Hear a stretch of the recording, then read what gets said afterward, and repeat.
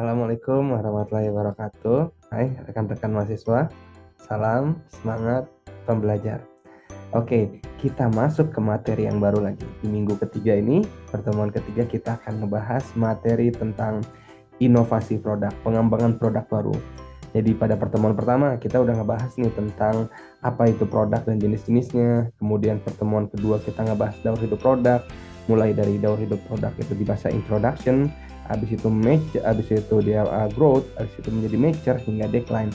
Nah, ketika decline ini kita harus bisa melakukan strategi pengembangan produk baru gitu ya.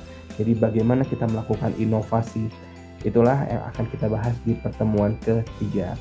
Jadi inovasi produk ini merupakan suatu hal yang mungkin bisa dikatakan wajib jika kita ingin bisnis kita survive, jika kita ingin bisnis kita bertahan dalam jangka waktu yang lama.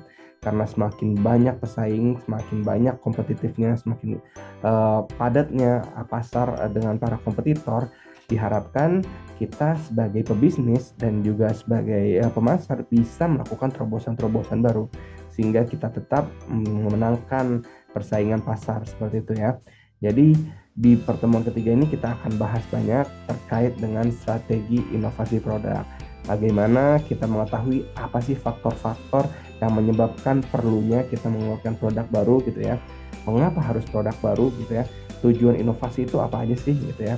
Bisa dikatakan antara lain tujuan inovasi yang pertama adalah bagaimana kita ingin meningkatkan kualitas produk kita.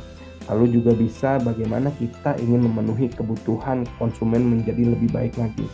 Dan ketiga bisa bagaimana kita ingin menciptakan komunitas baru yang ada di pasar kita.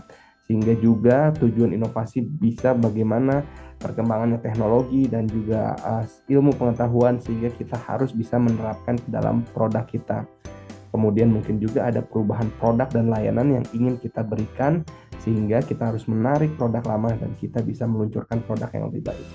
Dan juga di mana inovasi produk ini diharapkan bisa menjadi efisiensi dalam kita menghasilkan suatu produk.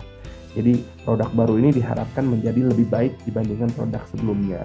Seperti itu. Nah, dalam mengatur perkembangan produk ada beberapa dibagi menjadi bagaimana inovasi pengembangan produk ini dibagi. Yang pertama, produk ini mungkin benar-benar produk baru gitu ya, sama newest the market gitu ya. Jadi benar-benar belum ada. Bisa juga the extent of customer value created. Jadi produk yang udah ada existing tapi kita membuat value dengan value tambahan yang bisa membuat customers atau para pasar merasakan lebih kepuasan terhadap keinginannya atau untuk memberikan solusi terhadap permasalahannya seperti itu. Jadi intinya dalam kita melakukan proses strategi inovasi pengembangan produk baru, kita harus berpusat terhadap pelanggan gitu ya. Bagaimana kita bisa memberikan value based on customers seperti itu.